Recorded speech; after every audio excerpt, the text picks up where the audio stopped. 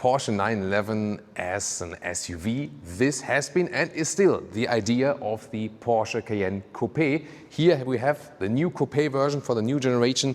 You can see here this falling roofline. We'll soon take a detailed look at that, because the one that stands here is the Porsche Cayenne Turbo Coupé Electric. This is also the proper official order. Yes, I had a lot of practice for that, and we had to do a second and third take that I get that right. Always the question like where you put which naming. So this one here, then the all new generation, electric.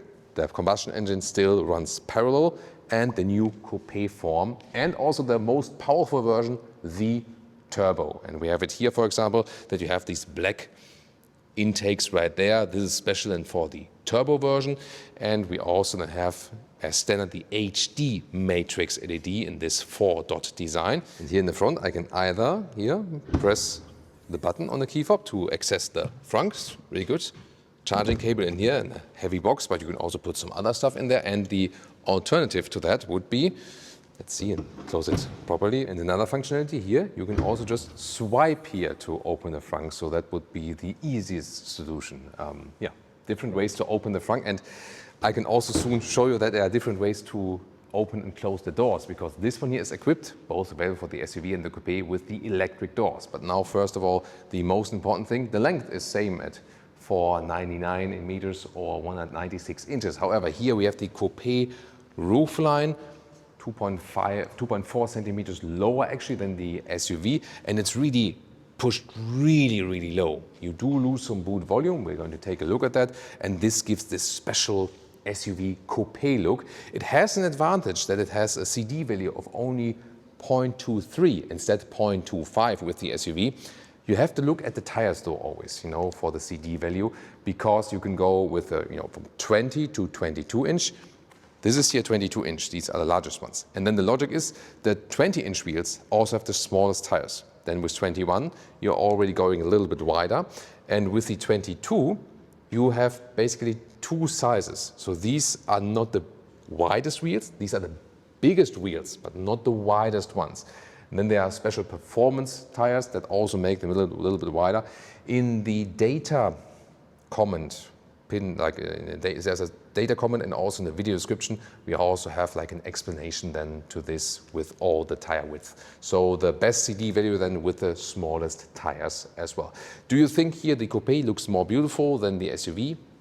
Then tell me in the comments. And technology, suspension, you get a rear axle steering, then the rear wheels turn in the opposite direction, the front wheels up to 5 degrees. Air suspension is standard and optional. Also the Porsche Active Ride is also equipped with this vehicle. So then you have like one hydraulic pump per wheel, and the car is always remaining upright even when you lean out into the corners, accelerate, brake and so on. It's a very unique driving experience we recently also had in the driving review of the Cayenne SUV electric. And then let's take a frontal look at the rear, because this is also unique. And while we continue with our review here, also open our discount code Autogefühl for Car Vertical if you are interested in buying a used Cayenne Coupé, for example, because when you're buying used, you want to know more about the car first, and then you enter the VIN number, like the vehicle identification number, and then you can check out if, for example, here in this example report, the vehicle had like some damage, like an accident or something like that. You know it before. If also someone changed something with the mileage. There are always like photos in these reports. Not always, but in most reports there are also photos. You can check out if it's really the proper vehicle. So you know basically as much about the vehicle like a dealer would probably know when the dealer is selling it. It's very good to get more information before actually buying a used vehicle. You can find the discount code again also in the video description and also in the pinned comments. So it's very helpful then if you want to buy a used car and want to have even more information.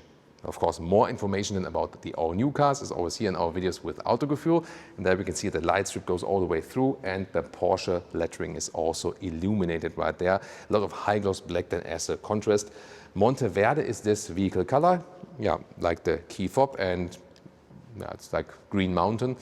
It looks matte, but it's not matte. It's also not a unique color. It's a metallic color, but yeah, it looks like this a little bit. And here we have the aero blades special to the turbo, and they can actually come out then, for example, when you hit a launch control And this is giving you more stabilization when you're really at very, very high speeds. And charging and battery, this is the first charging flap here, 11 or 22 kilowatt AC, 400 kilowatt DC charging peak. And we already did a test with the SUV and scored 10 to 80% in under 15 minutes. Extreme quick charging with this 800 volt technology.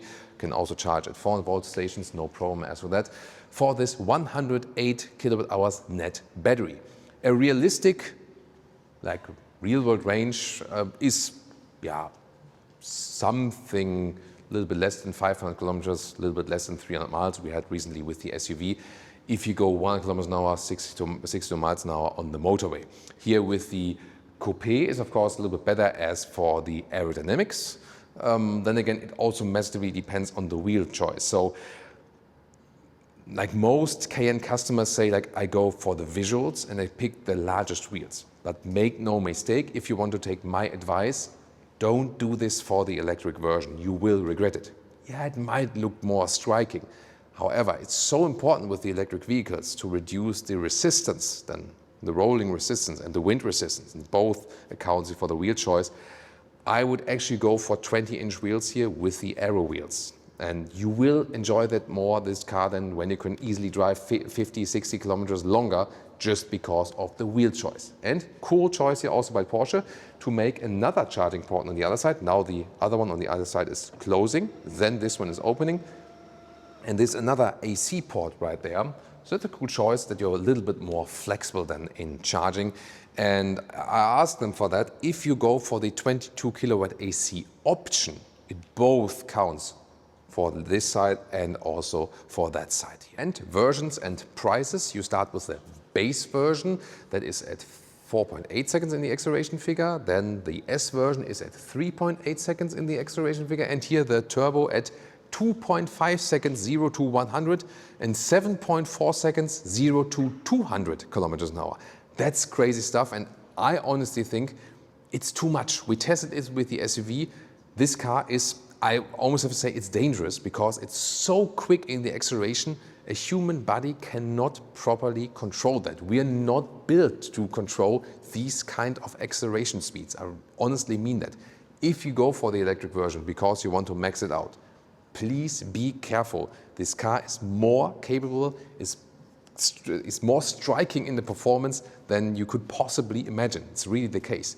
That's why I honestly would go for the base version, take the fabric seats, save some money. It's already expensive enough, you know, and that's definitely quick enough. As for the pricing, the Coupé is 4,000 euros more expensive than the SUV. Means here 109,000 euros would it start in Germany as the Coupé, 139,000 for the S model and 169,000 euros for the turbo here. But when you put some more extras inside, we had it with the SUV that was at 216, so as it stands here right now, you can easily then score 220,000 euros, and that is too expensive. It's incredibly overpriced, and Porsche has to watch out with their pricing because not everyone is still willing to pay so much extra price than here, and especially if you go for the turbo version. And then you think about how big is the difference between driving a turbo and driving a base model. It's not a completely different car. That's why I would still keep with the base version. And yeah, I mean, I think it's a good idea. Go base version, 20-inch wheels, aero wheels, and go for the Coupé. Then you have the best CD value, and they can easily add some 50, 60 kilometers of range in comparison to the worst spec as for aerodynamics. And we had it here with the SUV at 100 kilometers an hour, 62 miles an hour with the worst wheels. We could score some 23 kilowatt hours, 100 kilometers. So 2.7 miles per kilowatt hour. That would mean 470 kilometers of real world range, 300, yeah, a little bit less than 300 miles. But then in the best spec, you could be better than that, you know, than over 500 kilometers, over 300 miles. Gotta watch out though on the wheel configuration. So yeah, as I said, rather pick the smaller wheels, especially when it's electric. And you also think about when you go like 130 kilometers an hour, like 80 miles an hour on the motorway, the wind resistance, you know, is raising in a quadruple way. So the faster you drive, it's not linear how the wind resistance rises. So gotta bear that in mind. This one, as I said, is also equipped with the electric doors. You can get it for the SUV and also for the coupes, and thing that wasn't available at launch for the SUV yet, because some functions are available a little bit later. And then here, for example, you can pull the door handles, real door handles, I like that. And then there we go, with the optional insulation package, by the way. This way you can close it again. I can do it once here. This is also a nice clicking sound there. You also get here acoustic windows, you have frameless doors, and then you get these acoustic windows for the front and for the rear together in one package. And there are so many different ways to open and close the doors. For example, when you sit on the inside, you can pull these here, the normal door handle from the inside, to open or close it. So this way you can also close it again, is also possible. It will also work with the key fob. Let's see. Well, this is about the windows then. Also good to know, right? Especially because when you have the frameless doors here, coupe or convertible owners might know that when you have a very tight parking spot, you can do it like this, and then you can get in the car like this, you know, and you could not do that when the windows are open, and then you can get like in and out when you have a very tight parking spot. This is a very helpful feature, you know, we discovered it as well. And then there even, you can also open and close it manually. But when you have this option, probably want to do it electric. There are even more possibilities here. And it's crazy how many possibilities there are. So you can, for example, also here hit the brake pedal, then the driver door is also closing. That's possible. In the infotainment system, there's also a possibility. There we go, options, and then here I can hit one button in the infotainment system and everything is opening at once. Also spectacular feature when you're traveling with the group. And of course I can also close all doors at once. This looks pretty cool on camera, doesn't it? And there's, to me, probably the most spectacular option is, so when I open it, by the way, it's a good test when Leah is standing here. See here, and it stops. And only, you know, when the way is free, then they actually really open. So there we go. Probably the most functional automatic door system we have ever seen, because here, look at that now, the highlight of today's video. You can use the seatbelt and then listen to the click. There we go. I did not hit the brake. This was really the seatbelt, you know. So I think the only thing that would be missing is when I open the seatbelt again here, then it opens. But yeah, that will probably be confusing when parking and so on. So this is a pretty cool thing here with these electric doors. Of course, you don't have to use it, and this way, again, when someone is in the way, it's very spectacular. Honestly, I'm more a fan of the manual doors, and I think here it's also good that they went actually for the manual doors. They even have a good door closing sound even when the windows are down. And also, I mean, it's really, by the way, here when you hold it closed, then you can also raise the windows again. It is very rare that we have a vehicle that has frameless doors but still has a good door closing sound, even in the rear. That is something you have to achieve at first. And then, since you have the electric doors, you also have the soft close here. So when you close it gently here, then you have this soft close, this so-called Zuziehhilfe in German. So the German lesson for today. Inside of the doors, we have also everything covered here in the top part. Here then also the typically stretched Porsche lines and the open carbon fiber here. You can really feel that. Inside of doors, this is not covered with fabric. I would have wished for that.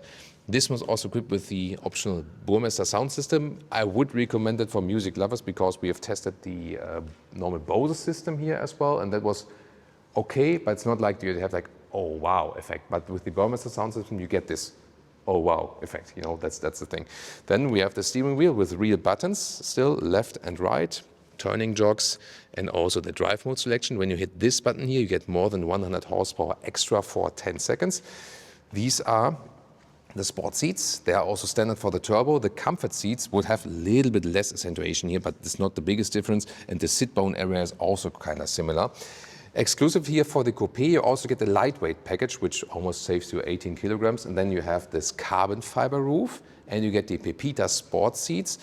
Actually, they are Pepita comfort seats because they are based on the comfort form. So Pepita comfort seats, it's just that you have this sporty retro fabric on the inside, and you also can get the race tech steering wheel, the microfiber on the steering wheel, and that would probably be my favorite package. So for the SUV, you can get a roof that actually opens. or you can get a closed roof. Here for the Coupé, you can get a fixed roof, a glass roof, like here, and a glass roof with PDLC, with like the electric shade, and the lightweight carbon fiber roof. I hope that's correct now, yeah. So a lot of choices as for the roof and seating position. You have actually good ergonomics, nice comfort. The Pepita seats, the fabric seats, would be a little bit softer also for the sit bone area because the animal leather is always a harder material. Sadly, they do not offer any leatherette choices. So if you want to go animal free, you have to go for the fabric seats. I would not have a problem with it. Some markets, especially like in North America or some Asian markets, they think that fabric is a cheaper material. It's actually not. So it's passively breathable and more comfortable. So I'm a big fan of fabric seats, but I understand if people also want like a leatherette choice as an alternative. Then steering wheel up and down, in and out. This is all electric. The digital instruments are curved in this way then, and also very clear to read as for the screen. However, you see, I like to have the steering wheel in that position, but that is blocking the instruments. If I would have free view to the instruments, I would put it like this, and then it's a very high position for the steering wheel, you know what I mean? And that's more when you're tall, because when you're not as tall as me, you would probably move up with the seat, and then you can also adjust the steering wheel position a little bit. So for tall people, they are really blocked here in the front. However, I have a large head-up display. There's this huge box inside, and the display of the head-up display is really very large. And let's check out how the Coupé here transfers to the headroom. Actually, that's a good idea because I can open the door for Leah. So yeah, let's just open all of them. That's the easiest solution. There we go. So it's also a nice gentleman's function, so to speak. And now, I don't know, how should I close the driver's door? Should I reach out for the door handle? Should I press the brake? Or should I just close the seat belt? It would be cool if we have like a live voting feature in the video, right? Which one should I use? Or should I use it in the screen? Maybe the seatbelt again, right? Because that's the most spectacular feature. Yeah. And now, only one door, yeah. And now people, you know that some, when they want to ease around in their like own yard, if you have something like that, some go to the scrap yard and buy here these individual, like just like the clickers here, that they can actually park the car without having the seatbelt on and this beep beep beep. So maybe people will go to the scrap yard and just have this like separately that you can always like click it in or close the door. Yeah, just an idea, Then here this new cockpit of the Cayenne electric. This is a passenger screen. If you would have the base equipment, this would be only a black panel. Not ideal maybe. Passenger screen is also not used by everyone. It really depends. And then you have this curved screen in the middle. On the one hand, it's a good idea because you can see on the top here everything. And in the lower part, you can still control things. This is the original idea. And from menu to menu, this works actually quite well. And it's quick. It's also great in the visualization. However, I do have sometimes a problem with it when I'm, for example, like here, when you scroll in the map, it kind of looks a little bit weird to the eye. You have to get used to it. And like the most crucial thing is when you have something that you can really scroll here, a list, and you look in the middle part, you think like, oh, do I need to see the eye doctor? So I think then I would advise only to look at the top or the bottom part, because when you look in this curved area, you're like, whoa, sorry, you know. And I think like the base idea from the ergonomics is, I think, very interesting, because you can also rest your hand here, control something in the lower part, look at the upper part. At the same time, you can access here the physical vent and here also the physical temperature unit, which is beautiful, you know, metal knurling here, also metal knurling for the volume jog here, for example. So this is really, really cool, good quality. Seat cooling, seat heating is then here in the screen, but easily reachable. I think it would have worked better if they made it a little bit less curved, because a little curve in the monitors, also when we know it from like screens at home, which are curved like this, which a little bit makes more sense, because we see more in the width than we see up and down, just from our natural eye, how it's designed, you know. I think if the curve would have been a little bit less, you probably wouldn't get this effect that you see like, oh, I don't want to look at the exact curve area. So yeah, this is my extensive feedback after having it used for a while as well. Then here, this one is equipped with the glass roof and also the PDLC technology. So you can make it matte or clear vision through.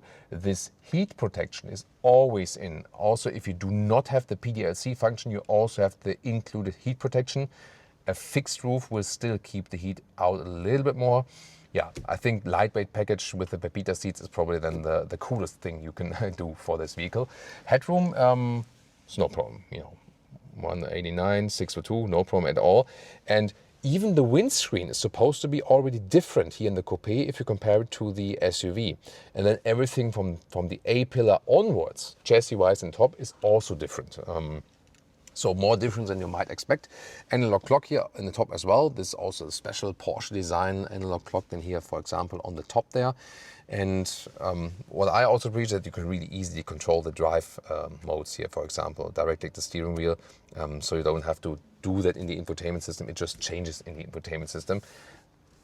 Actually, grab handles here also. That's nice. And a nice inside ceiling as well. And you can, by the way, also get these dual sun blinds. So this is a normal one, can also not be extended, but there is also a dual one available. We saw that when we were driving the SUV, for example. And then you have this extended middle console, but I think we need some light for that. And now it's middle console time. By the way, this will also be heated if you have this, you know, seat heating together with the function that it heats up the this part and also the outside part here of the doors. The only thing is when I'm driving here, my elbow is here at this hard part. It's not well planned as for the driver's perspective. And also the inside of the door, here this elbow pad. I mean, it's covered, but there's no dampening underneath, so it's really hard. So obviously they thought of, no one's gonna drive this car in a lazy way, like Thomas sometimes does, like this here. If you want to drive a Porsche Cayenne electric, then you have to lift your elbows high and... Oh, wait, that's what's the combustion engine. Yeah, for the electric. Okay, yeah, but maybe note to the engineers, maybe build some extra elbow pads here for lazy Thomas drivers. Then to the middle console, because this is an own field. Here, open this, open that. And then you have this access here, inductive charging pad with magnetic holder, 2 USB-C chargers, 2 USB-C chargers more. And this is the lower position for the cup holders. You can also put it here, turn it around, tap, tap, turn around. And then here, make it in the higher status. You always, there we go. So this is a little bit higher, easier access to the bottles. If you have not too tall bottles and you put it in a lower position, then you can also close this whole thing again. And some have criticized this middle console a lot, and I can understand it because it's unusual. And if you close the things, it's maybe then too complicated to always open it again. Yet again, for everyone who wants to have it clean while driving, it's possible. What I like best with this solution is this fabric holder here.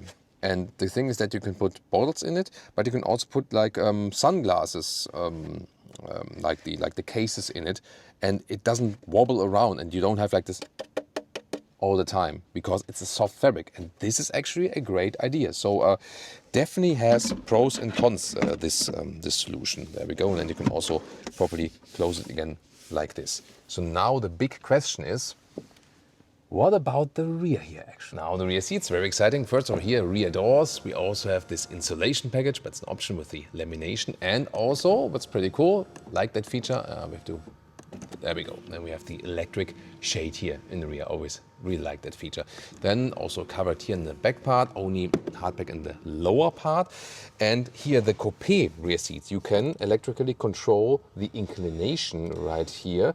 So this is actually possible. However, you cannot slide this bench forward and backward, which would be possible in the SUV. And the first crucial thing is actually that the rear legroom is on paper the same when the SUV bench is back and this one here on paper. Why does it still, I mean, here my knees are closer to the seat a little bit than it would be in the SUV. And why is that? Is because the lower seating area here is lent a little bit more backwards like this, and in SUV it would be like this. That means in the SUV I sit, let's say, a little bit like this. This is a good practice, right? You know, for the good muscle training. And you look at my knees now. When I go down, the knees go a little bit forward, you know. So although this distance here is the same, then the distance from the knees is, this is totally science, right? Like, yeah, it's like, oh my God, like revelation of the century. Like, yeah. Very interesting, right? So, but they want to put this a little bit lower in the back part, that you can still have some headroom. Well, here, when I lean really backward and I hit the ceiling, but when you lean like a little bit forward, then it's okay. And then, yeah, there's still some headroom, but you lose headroom a little bit. You effectively lose leg room as for the knees, at least if you have long legs, you know. So, yeah, that's the thing. And then you can either have this one here. This is like the two-seater in the rear. So that's just a cubby hole, and you cannot really sit there. Maybe it looks that it could be used like for a very small child, as you know. Potty training. Yeah, porta potty. But you could also get that you have like a third seating possibility here. That would also be possible. Either way, in both cases, you have like this sport seat accentuation also for the rear seats. That's actually pretty fancy. And then the normal armrest here. This is also softer, and then with some cup holders here. They're not adaptive though. And here you have this typical new Cayenne electric loud closing mechanism with the metal hinge right there. You can also fold the seats here, but this is just really for the release. You cannot like adjust it there because you have the electric adjustment here. And then you can change the inclination. And the Cayenne SUV has the cargo position that you do it like this and also fold the bench forward. Here it's only cargo position like this, and that's also another reason why the liter figures differ so much in the cargo position. But we take a look at the trunk now extensively. Look at that. This is here when the rear wing, the adaptive spoiler is up. This is really massive, and of course larger than with the SUV because you have this, you know, need more stability than at higher speeds. And here we can take a look at the trunk or the boot, and which is at 490 liters in the base setting, and the SUV would be at 550 liters. So in the base setting, you don't lose too much liters. However, when you are in the cargo position, since the SUV can also slide the bench forward, there the difference then is larger. And here this one still fits in vertically underneath. This cover here is like this, yeah, let's say adaptive cover that rolls out together. You can also, it's an interesting sound, right? And then here you have a width of about 1 meter or 40 inches, and the length here is some, yeah, also about 1 meter 40 inches, and the total height here is actually quite fine. It's like 28 inches, 70 centimeters. This is not the main difference. The main difference is really here that you lose the height right there, and you don't have the electric folding, but yeah, first of all here, cargo position here. Like this is the only cargo position there, and the SUV then could slide this even forward. And then you don't have an electric folding like in the SUV, but the manual manual folding like this, but it's also fine, you know, so that's okay. And here the total length then is at 1 meter 85, 73 inches. That's of course the same then, since they also share the same wheelbase, which is not always the case, because in the Mercedes GLE, the Coupé has a little bit shorter wheelbase, strangely. Yeah, I wonder that they can afford that, producing that. By the way, there's no step here. This is like an additional boot mat. So when you take this out, then you can see that there's no like not a big step then here, and there's a nice high floor mat here for the trunk. So yeah, it's pro and con. Some disadvantages in the trunk and also in the rear seats. But then again, aerodynamic advantages. Yeah, you can go back and forth about the pros and cons here of the Coupé. At the end of the day, people will probably decide more about the design, if you like this Coupé design more. Gotta say that really in the electric sense, especially when you drive it a little bit faster, then the aerodynamics play even more a role. So yeah, will be even more exciting if you will actually go for the SUV or if for the Coupé, which one you like better. Tell me in the comments, so you can then now check out that driving review of the SUV we did recently, turbo and base.